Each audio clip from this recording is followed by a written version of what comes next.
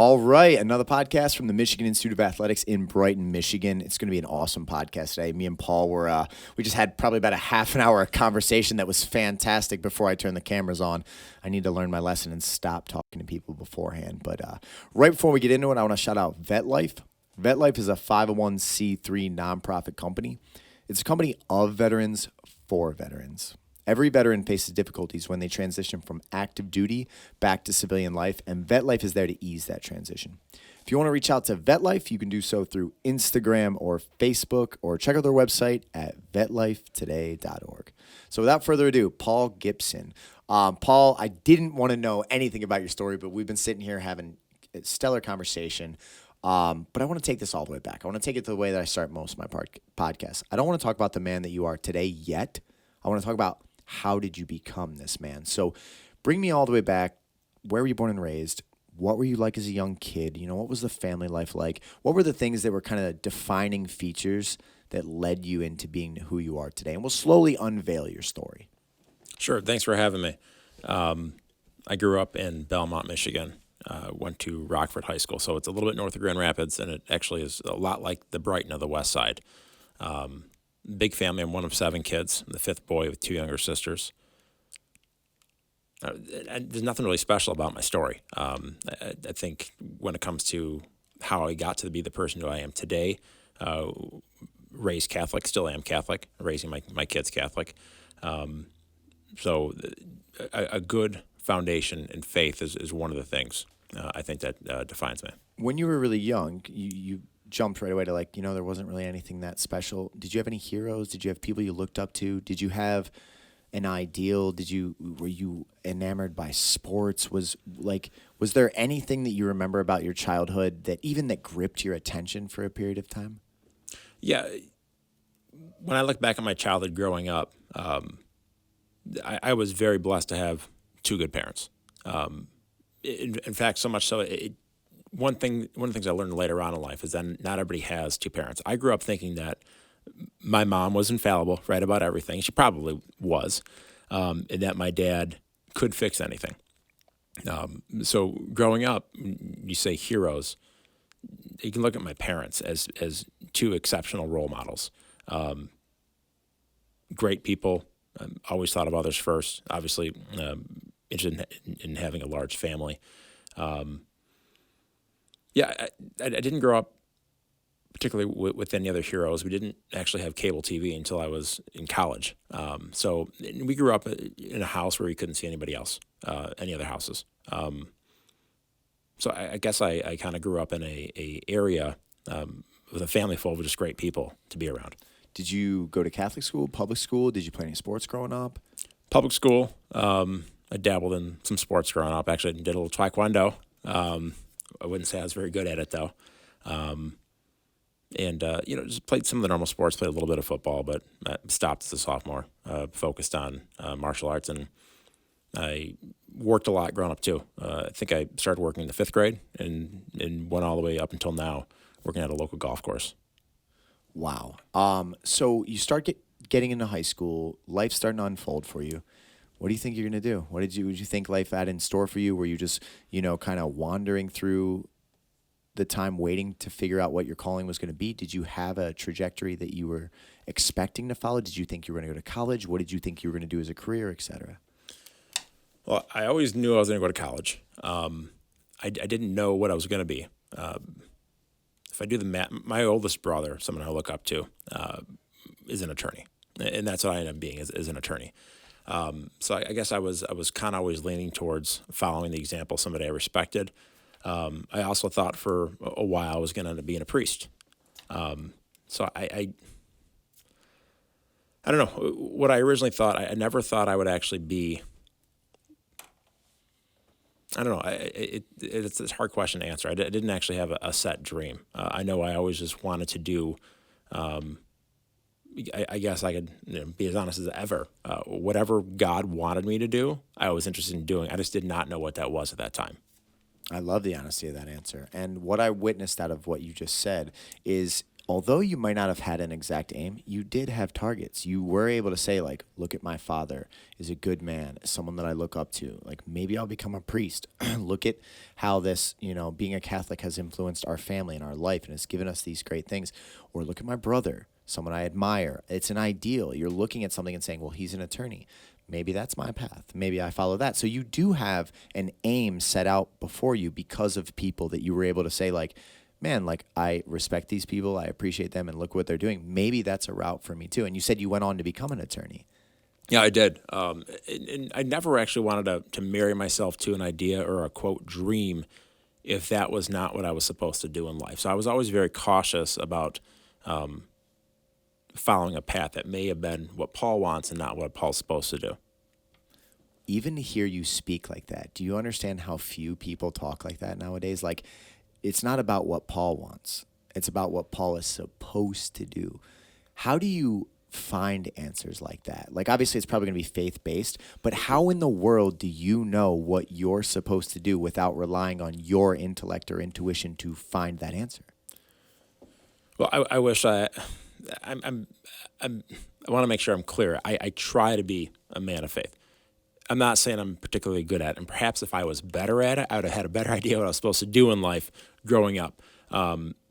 So you're always kind of going to have the struggle of always falling short of what you know you're supposed to do, at least from my perspective, but always knowing that there is something bigger than myself that I am supposed to do. So I was always kind of walking with one foot in both of those worlds. What is something that would only inherently benefit me, or is, as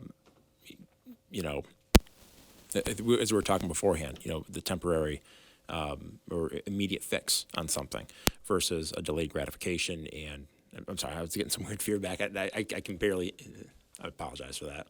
No problem. You're actually alluding to something. We had lightly spoken about Peterson right before we started. Yep.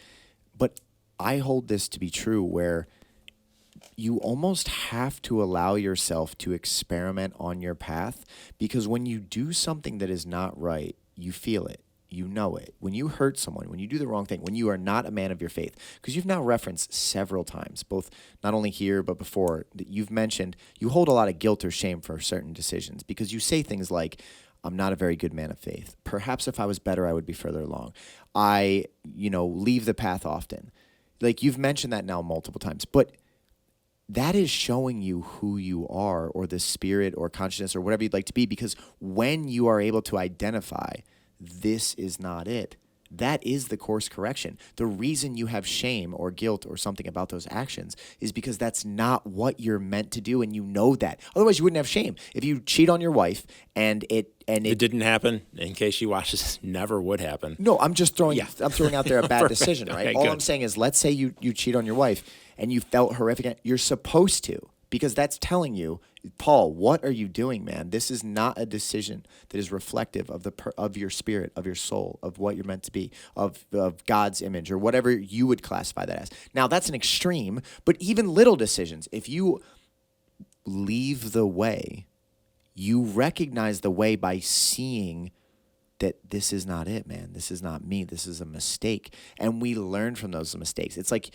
you can't hold up this image of the divine person that always walks with God and never leaves the path.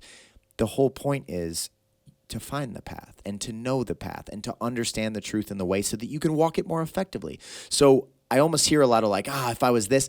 You needed to be who you were to get you to where you are now down your journey. And without those course corrections, let's say you started getting into a little drugs or make some bad decisions, right? And you didn't correct, you didn't judge yourself, you didn't hold yourself accountable. Why not just go further off that course?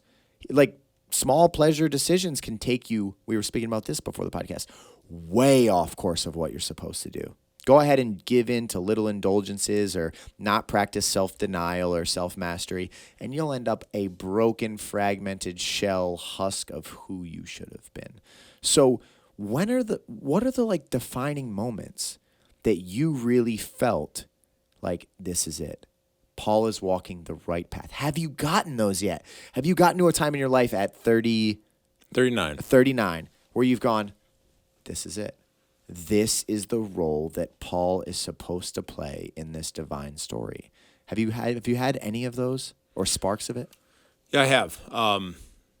So two parts to that answer. One thing you just said reminded me of the saying that every saint has a past and every sinner has a future. For me, there were a few moments, and when it comes to my path, in fact, a lot of what I've done and been able to do is doing things that I don't think was originally designed or meant for me to do. It was me being the person that would say yes. So, am I one of the most qualified candidates for Brighton City Council? No. The amount of hubris to think that of the thousands of potential candidates, I am one of the 7 most qualified. Not the case. I am one of the 7 people that are going to say yes, though, and pick up an opportunity. So, are there more qualified people to be an attorney? Certainly. But I was willing to say yes and put forth the work to become an attorney. I'm willing to put forth the work to become a city council member, to help try to guide the city and make good decisions for the city. So I remember a distinct moment when I was mowing my lawn, thinking about what am I supposed to do with my life? Why? What is it about my path, my experience, my education that I have that has put me in a position to turn around now and serve other people, which is what as part of my faith, I'm hammered into. If you're a Catholic, you are supposed to serve others. And it came to me that this is something that I'm supposed to do. I'll just keep it at that. But it was a very, very, very clear message that I am supposed to pick up an opportunity that somebody else would not. And if I did that, I would have the graces necessary to accomplish that. I know that it sounds like I'm being so. I try to say that as humbly as possible because it is not me who has the ability to do these kind of things. It's when I know that if I do what I'm supposed to do, the right things will come. I'm not doing a good job of explaining it, but I don't want to get into a big religious conversation either. No, I know what you're saying, and I have a couple things I'd like to hear more on about. First of all, I want to make one statement first, though. Your greatest qualification is that you're a man of morality and faith, that it feels called to serve, that wants to do things the right way, that is going to give his best. I will take that man over a person that has a massive credential list. Listen, you could have 20 degrees and all these other public service offices and da-da-da-da-da-da, and be a terrible person that can be bribed, manipulated, doesn't really care about the common good. What qualifications do you think are more important than a good human being that is going to give 100% to his effort and endeavor of serving his place? That is your qualification. So when you say, like, I'm not the most qualified, that you're discounting the biggest qualification you have, which is a man of faith that loves his family and loves his community. You told me before this podcast, we have a special place on this map. We have a really beautiful synergy in this area, and you want to maintain that. You want to keep that. That is your ultimate qualification. So I think you are undermining yourself, or maybe that's the humility. Maybe that's you trying to be overly humble, be like, man, there's a million other people that could have done it better than me.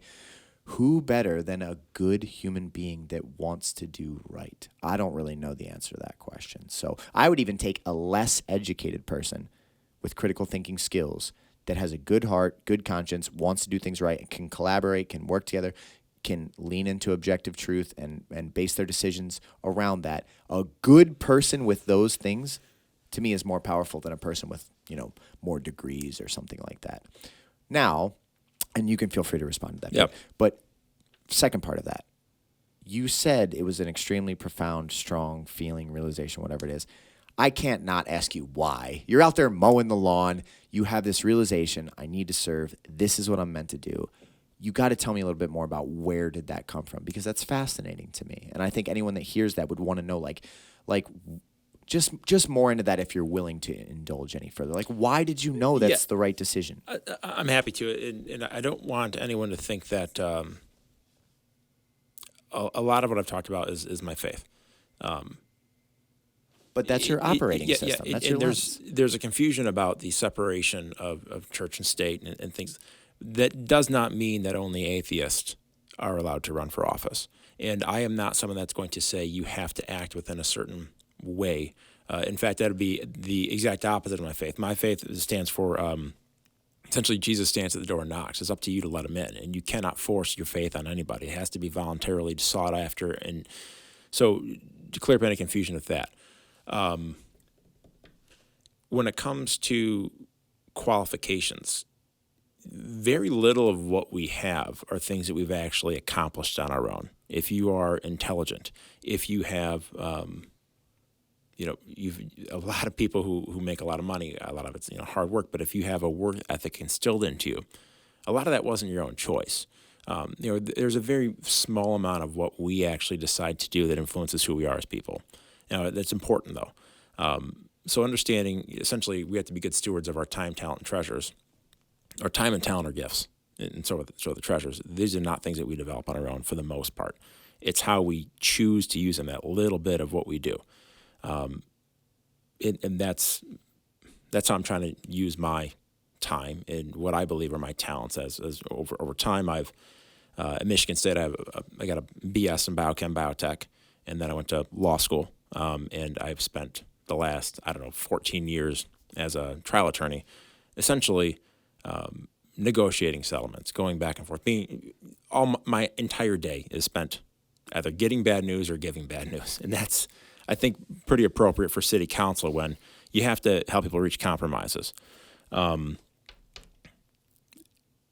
So when I was mowing my lawn, I was thinking about what am I supposed to do in life, and one of the things that came up was you need to get into public service, and I call it public service. I don't call it look. And immediately I had this thought in my head of, I'm not strong enough to do that. Like, I'm not a good enough person for that. And I got this other message, and I always do try to listen, is that I don't need to be strong enough, okay? All I have to do is have my faith. And everything else that I need, all the graces that I need, will be given to me at which point in time. I know that sounds ludicrous to some people, but that is how I got here. I mean, what can you do without faith, though? I mean, I guess you can blunder into each wilderness hoping to come out on the right side, but like everybody relies on faith, even if you're not religious. I'm not religious, but I rely on faith in countless things. I call it the universe. Maybe we speak of the same exact thing, but I just say, like, you know what? I have to just put a certain amount of trust in the fact that if I go 100% and I do things the right way and I believe in whether it's my dream or a dream that was given to me, whatever it is, I'm going to go all for it. We very well may be speaking a much more similar language than people on the outside would listen to and hear. And when I speak to you, and you said just a second ago, like only an atheist can run for office.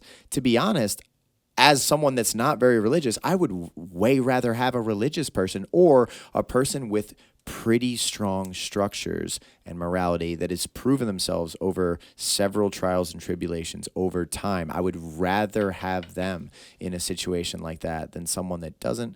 I don't really understand what their framework is. I don't know why they're a good person. Are they inherently this? Were they built to that?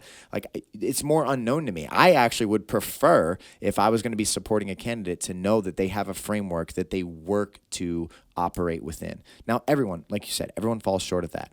But I would way rather have the person that has the honesty and vulnerability to be able to sit right on a podcast with a stranger and be able to say, man, I fall short of it all the time. I'm not the man that I would fully like to be. I understand when I don't walk the path, but I'm pursuing it. That right there is genuine. That's authenticity. That's what we should seek in the people that we're going to put our faith in. You know what I'm saying? Because I have to have faith in you. If you get elected, I have to adopt faith that aPaulGipson, when confronted with a difficult challenge, will try to do right by people. And I don't get to know that. I have to just take faith in that. So you have this calling. You recognize this thing. What timeline is this? What year is this around? And then, was it just recent and this is going to be your first run, et cetera? Kind of walk me through that point.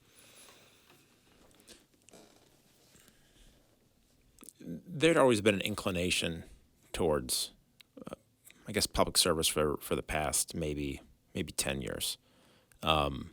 I don't know, maybe it's been 5 or 6 years ago, I decided to start making that commitment to make myself a better person. You have to get yourself into that position if you want to do it right. You can't get in the position and then try to become the person that can do the job. You have to become the person first and then go forward. I don't want to interrupt you, but Yeah. could you, I just can't not ask. You've now referred to like, I wasn't the right person. I wasn't a better person. I was this, that's that. Are you willing to discuss at all the darkness that you were battling with? It's clear that you. Yeah, sure. So I was a lot heavier back then. And a lot of times we fall into cycles, okay? And like your habits. And so for me, I grew up Catholic, but my prayer habits were not where they should be. The decisions when you grow up and you believe that when you make a decision, you should be using both faith and reason as essentially a bird with two wings in where you're supposed to go. And you aren't listening to what God's telling you what to do, or you are so far removed from a good prayer life where you really can't hear it, because God speaks in whispers. Sometimes it's pretty loud, but frequently speaks in whispers. I wanted to get to a point where my prayer life and my personal habits opened up my ability to walk on the path, to do what I think is right, and also to have that ability to, I wouldn't say second guess yourself, but to make sure that what I'm thinking, and to have the knowledge that that is not always going to be, you have to be open to being wrong too. I had to get to that point. And so I don't know how much of weight I lost, maybe like 80 pounds or so, or maybe more than that. Going back up a little bit recently, but it doesn't matter. That does not matter. Doing that, making sure that how you react to situations, you react with more forgiveness, understanding, giving the benefit of the doubt instead of anger, judgment. You can't love being a victim. You actually have to go and be willing to take on challenges, and it sucks learning how to take on a challenge. If you ever want to learn how to, I hate running. I ran a half marathon last year because I hate running. And you start off going a half mile and then a mile, and then your legs hurt. So then you go back to the mile, and then you have to build yourself up to that point. But you have to get running for public office is not like running a long distance. You just can't throw on shoes and go and do it. You have to get yourself in the position to do it. Man, I love that answer. I think that was a fantastic explanation of a lot of, well, you just dropped a lot of insight. Like, a lot of the times what you hate to do or what you don't want to do is exactly what you need to do for your growth. Like Jordan Peterson says, what you most want to find will be found where you least want to look. And that is very true. A lot of the times the habits that you don't want to break are the necessary things that if you were able to get past those, you're the version of yourself that now can take on a whole plethora of new, higher callings, bigger obstacles, et cetera, et cetera. And the more you do that, you prove to yourself that you are who you believe yourself to be. And when you do that over time, you build real confidence.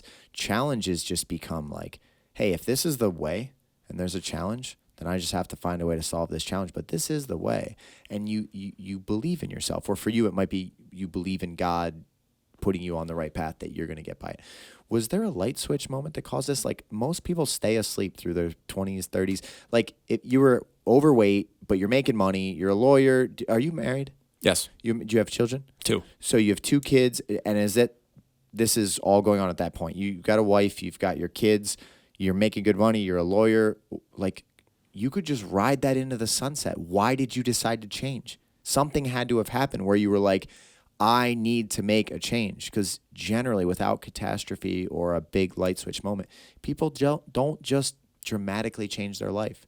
Was there any defining thing? Or was it just that the weight of, you were raised Catholic, you know that there's this path you're supposed to follow, you know that you're supposed to be this person, and you were falling short of it, and one day you just decided that's enough? Like, do you remember the moment? Why did Paul decide to start losing weight? Why did that happen? I guess there's 2 answers to that. One is that you You wake up every day, and you got to look at yourself in the mirror.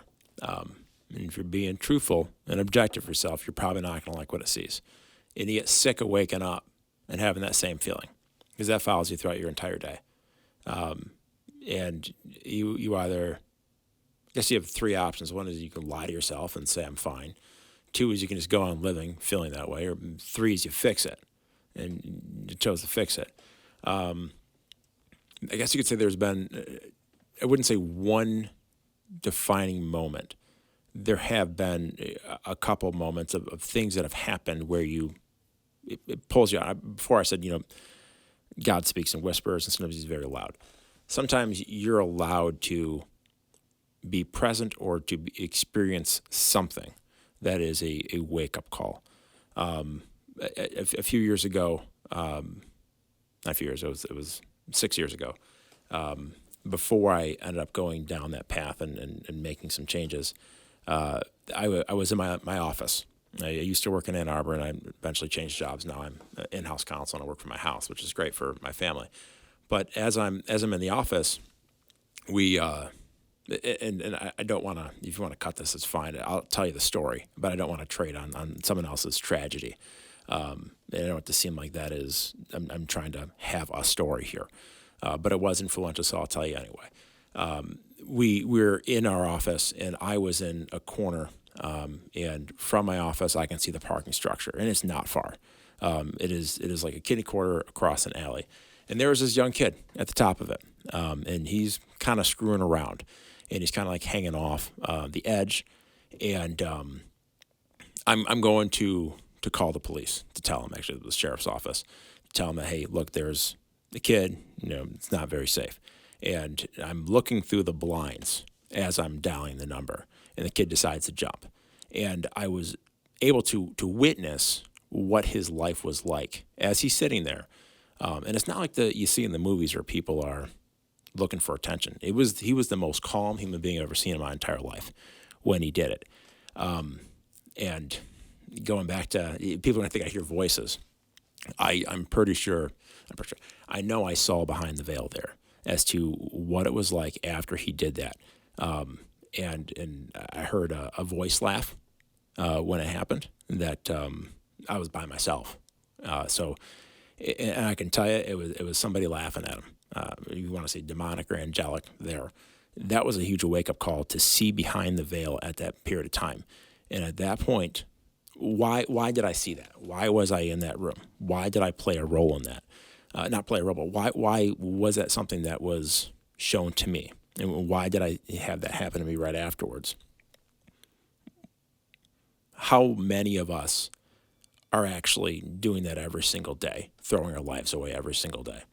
How many of us don't see that life as a gift? That we were all, essentially, as a Catholic, we believe that God does not need us. We were all loved into existence. He created us because he cares about us. Every single one of us. I don't care who you are. Our life has value, and our most important attribute is that thing I call human dignity. God wants us here.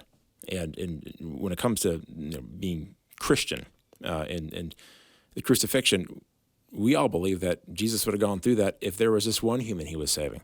So it's not just, he would have spilled all of his blood if it was just for one person. It doesn't matter who that person is. The person you hate the most in this world, the person you love the most in the world. God wants to have a relationship with that person. So that was it reaffirmed what I'd already known. And I don't know why I saw it, other than the fact that I had to learn something and I had to change what I was doing on my course because of that. And I don't want to make it seem like I'm trying to trade on someone's life here. No, you're not. But that is an experience that you lived through. I had no idea what you were going to tell when you're like, hey, you can cut that. You lived through that experience, Paul, and it drastically altered your life. That man's taking of his life dramatically changed the course of your life forever. You are not the same person that you would be because of what you witnessed. That is your experience as much as theirs. Yeah, but I know that there's a lot of people out there that want to have a story, or I'm doing, you know what I'm talking about? You see certain TV shows and there's always some cheesy story about. Yeah, but did you make it up? Are you lying? Did you just? No, I'm not making it up. I just don't want to ever, I would never want that person's family to think that I was trying to I understand what you're saying, but if you're being sincere and that is the thing you witnessed and that is the effect that it had on you, that's called the truth. And we spoke about the truth before this podcast. Yeah. There are a lot of people that bullshit. There's a lot of people that make up ridiculous stories. There's a lot of, but if you're not one of them, you shouldn't carry the guilt or shame as if you are. This is what happened. This is why this took place. This is an experience that I had in that moment. Those are truths. And speaking the truth has become like a lost art, okay? And I love people that are willing to speak the truth. The truth hurts. The truth is not comfortable most often. The truth is usually more damaging than any little lie you can tell yourself or pleasure you can, but it's what puts our course correct, and it's what allows you to guide others correctly too, the closer you live your life to the truth.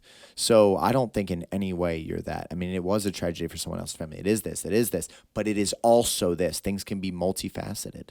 So with that being said, you changed your life. You decided, tired of that feeling. I saw someone take their life.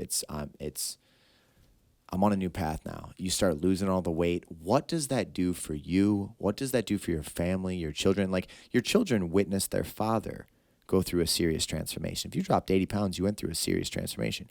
Your wife witnessed you go through that. Did it do anything profound to your family?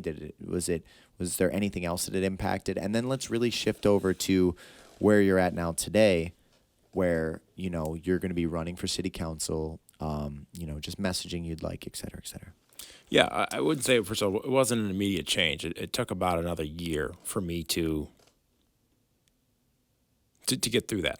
I wouldn't say to get through it. It didn't actually impact me that way, where it was a struggle in the sense that it took me about a year to figure out what I needed to do and to make sense of it all. How did it impact my family? Anytime that you take on a challenge and you try to make yourself better, the overall fruit of that is going to be positive for the family. I try not to focus on I wouldn't say it was bad beforehand. My wife and I had a great relationship before that, and 2 kids that I loved to death. I'm a better father now, though. I'm a better husband now. So for me, I feel as though I'm achieving more and less of the not liking what you see in the mirror. But for them, I guess that's a question for them to answer. If they like me more now, hopefully they like me more now. I don't know. So you're running for city council, right? Yes. City council. What is your kind of stance, position, elevator pitch? Like, what are the words that you'd want the community to know? They now have gotten to see a glimpse into the man that Paul Gipson is. Mm-hmm. And what if you could sit down with each person and give them a couple minutes on why, or your messaging or whatever it is, whatever platform you're on, what would you say about it? Sure. Well, I'm on city council now. I was appointed about a year and a half ago. I did not know that. Yeah, and it's fine. I don't want people to know who I am unless they're actually filling out a ballot, and then they can forget about who I am. And that's actually a hallmark of a well-functioning city council is if you actually don't know when they're meeting or what they're doing. That means that your life, that is not an impact on your life. You can go on focusing on one of the other thousands of problems that you probably have. The slogan that I have is practical, not political. And I'm not afraid of being political, but we don't need that at a local level. I believe in the theory of subsidiarity, which means that anything that can be handled at the lowest competent authority should be handled at the lowest competent authority. I believe in human dignity does inform the way I make decisions, where I try to view every single human being as a human being instead of the enemy or less than human, which sounds idealistic, but it is right there in my thoughts. I have an ability to look at problems from both a scientific position and from the legal position, and I am interested in the objective truth, which we had talked about in detail before this started. So I approach problems, or I approach issues, looking at them as in what is right instead of being right. What is the right thing?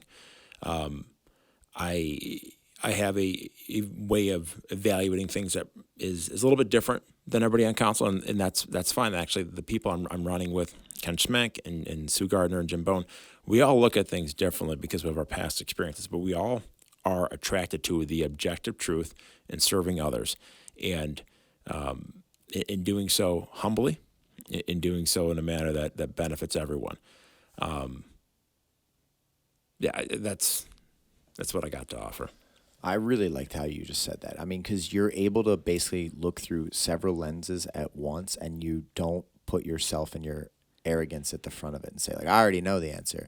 You're able to be like a scientist. You look at it from all these different things in search of evidence for what the correct answer is. That's what critical thinking is supposed to be. You don't see that process as often as I would like to nowadays, but that is what we're meant to do. We're meant to say, well, I believe that this is the answer, but let's look at the opposite proposition. Let's look at, maybe through a creative lens. Is there something we're not considering? Are there other variables that might be factors that I didn't take into account for this? And by searching for those truths, you're going to make the best answer the larger majority of the time. Will you make mistakes? Sure. You learn their mistakes by making the mistake and say, okay, we can course correct here and do this. Mm-hmm. One thing I also love is you've now stressed multiple times the word dignity.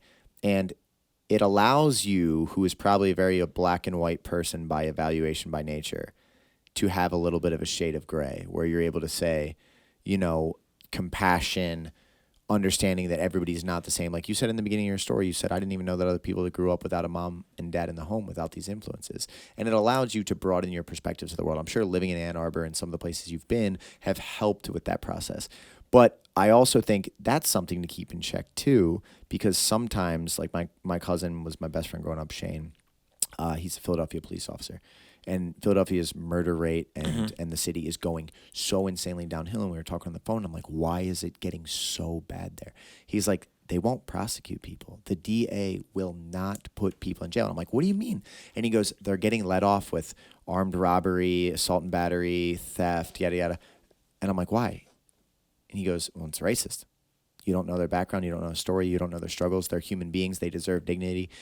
No matter who the criminal is in this instance, we need to have compassion. If you understood their troubles, you might be robbing and stealing too. And I go, listen, I'm all for giving people dignity, and I'm all for trying to make, all human beings move upward and aim up in their life. And I'll help them in any way I can. I don't care what skin color you are. I don't care what faith you are. I don't care what weight you are. I don't care. If you want to aim up, you're my type of person. But with that being said, we need accountability. We need structure. We need responsibility. We need to hold people to their actions. And if we get too much dignity and too much compassion, that leads you away from the proper path sometimes. Have you seen any of that in society, in life in general, in any of your endeavors? Because you were in the legal system forever. If someone murders someone, does it really matter whether they dealt with some poverty or things like that in their past, and we should give them a lesser cause if they came and killed your wife or killed my son? Should it be like, hey, well, they went through some really hard times, so we should maybe we should let them off on this? Or do we have to say, unfortunately, yes, you might have been dealt a very rough, hand of cards. You might have been dealt very unfortunate circumstances. Maybe your mother or father was not in the picture and that was brutally hard on you. But if you couldn't figure out by this stage in life, by 18, 20, 25, 30, whatever, that you can't murder other people, unfortunately, these are the consequences that we've set forth. Did you experience that in being a lawyer? Just anything you'd like to speak to that? Yeah. So a couple things. One thing is that I don't think the way that DA or how those people are using the word dignity is incorrect. It is a very immature, juvenile way of looking at the word. It goes completely contrary to the fundamental principles upon which our legal system is based. When you start off with things like natural law, which is not just our system, but also even the sciences branch out from natural law. When someone commits a crime and there's a punishment, they are paying restitution. They're bringing balance back. And when you take balance away, which is a fundamental principle, both in the physical world and the metaphysical world, you are doing that person a great disservice. You are causing more harm there. Even if that person was to go on and live their life and never commit another crime, you've you've taken away that person's ability to bring balance back to what they did. That is not good. In saying things like, "Oh, we're doing this, out of social justice," whatever. People are using those words and the definitions incorrectly. Human dignity. You are depriving people of their human dignity when you take away that ability to provide restitution by saying two things. One is the natural balance, and two is saying, because of who you are as a person, you're never going to get it right. That is extraordinarily insulting. When the murder rate continues to go up, and you see this all through history, when someone, even the greater, like let's say genocides, you never do it against another human. And you can see this right now in the Hamas-Israeli conflict. You have to view them as something other than human. You have to take away their human dignity. That's why they're calling them animals. You can never, even if you hate somebody, that person still has human dignity. And there's nothing you can do to merit more human dignity or do something to lose it. You have that. It is an unquantifiable quality in sense you cannot measure it. And it is our greatest asset. You can be a smart, rich, Elon Musk to the poorest person in the world. They have the same amount of human dignity. And there's nothing that either one of them can do to change that. So in certain places where you change definitions of words and you change what human dignity is because you need to feel special because you hate other things in your life, that type of baby lotion soft politics is going to get us all in a huge problem. I feel very strong about that, and it really irritates me when people who claim to be well-read attorneys stray extremely far from the path. I'm so glad you just gave that response. You have no idea, because it seems like for some reason the further people climb up, especially in like the academia, and the further they go in a lot of ways, they start to, instead of becoming more righteous, more intelligent, they blur lines and things like that take place. And you see it a lot in like the examples that I was giving. And like you said, you just made it extremely clear. No, that's not what human dignity is. And you are depriving someone. A child that gets crazy out of line, the correction is love. That is tough love, but you allowing them to see that this behavior is not acceptable is a form of love for someone. And tough love is something that helps people course correct. If you do this crime, there will be this punishment. That allows you to see that like this behavior will not, and because maybe the crime starts out pretty insubstantial, but if you help them by restoring balance, like you said, you can get people to try to go, wow, I don't want the consequences of these actions. This is not leading me astray. Man, I got to do this more. I got to take more accountability. I got to be more responsible for myself. I got to control my emotions more.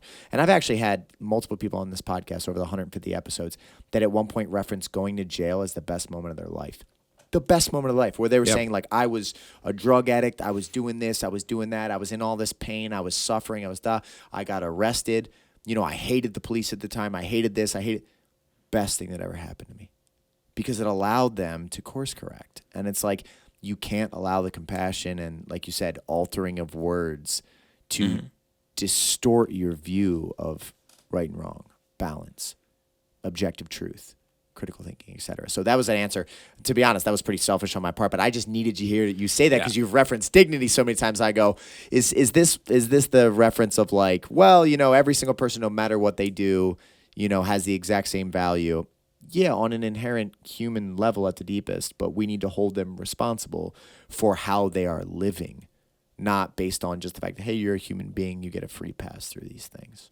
Yeah, and one thing I'll say in response to that is love, and we talked about this beforehand about truth and about beauty, and how beauty is truth, truth is beauty beforehand.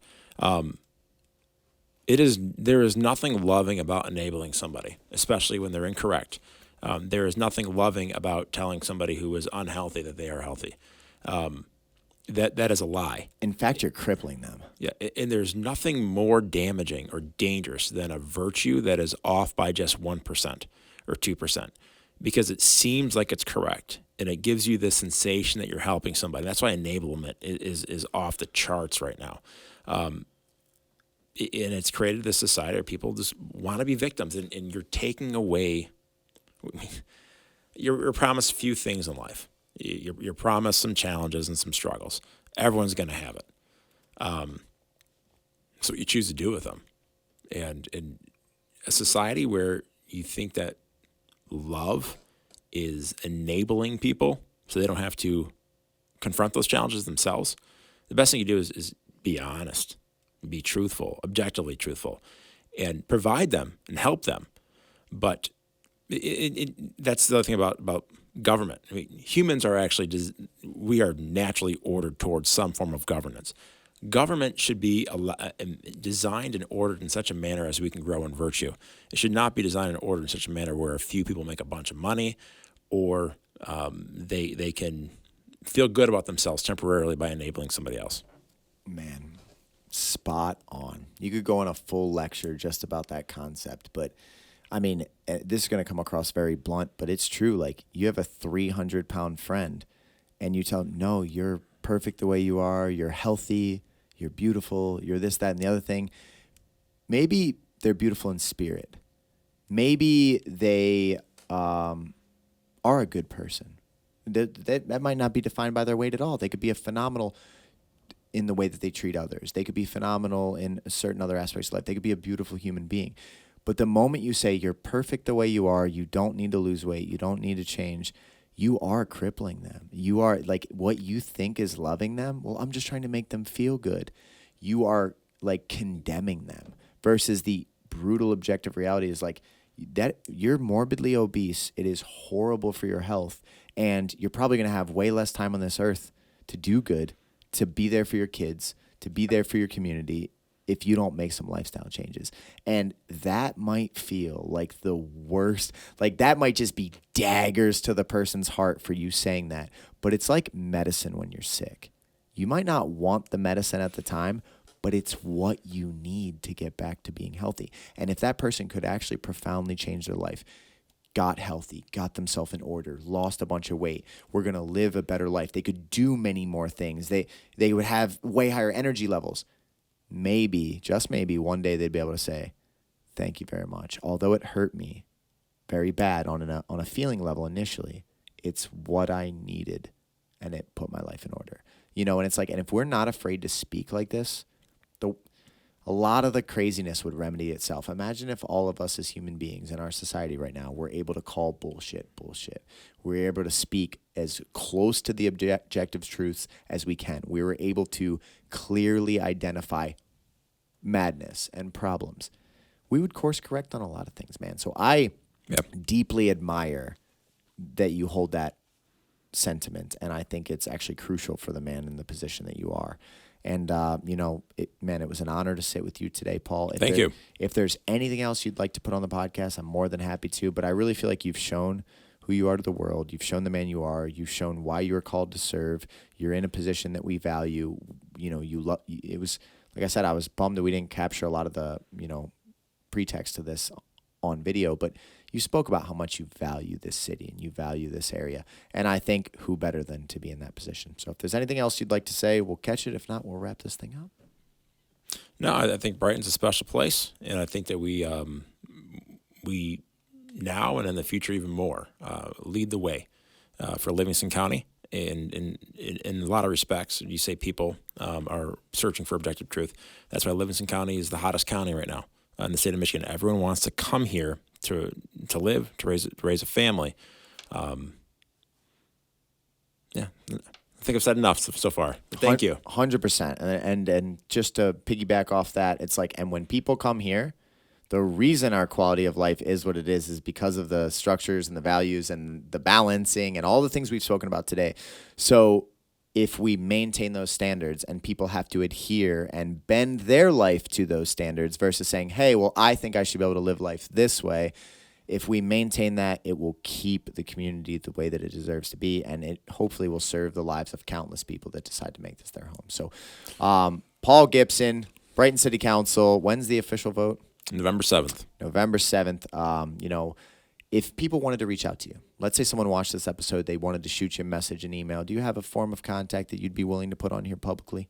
Yeah, it's on the City Council page. my city council email address, which is there, or my personal email address. You think I'd have my city council email address memorized. I do not. It has not stopped people from reaching out to me, though. So just give me 1 second. I don't want to waste everyone's time. Yeah, and it's on the website. Yeah, it's on the city council website. Awesome. So go to city council website. And, like I said, it was an honor to sit with you today. I really enjoyed your perspectives, and I think you're a great man to serve. So, and I think I love the fact that you're in this constant pursuit of becoming the man that you were meant to be. That's my type of people. So thank you very much, Paul. Thank you.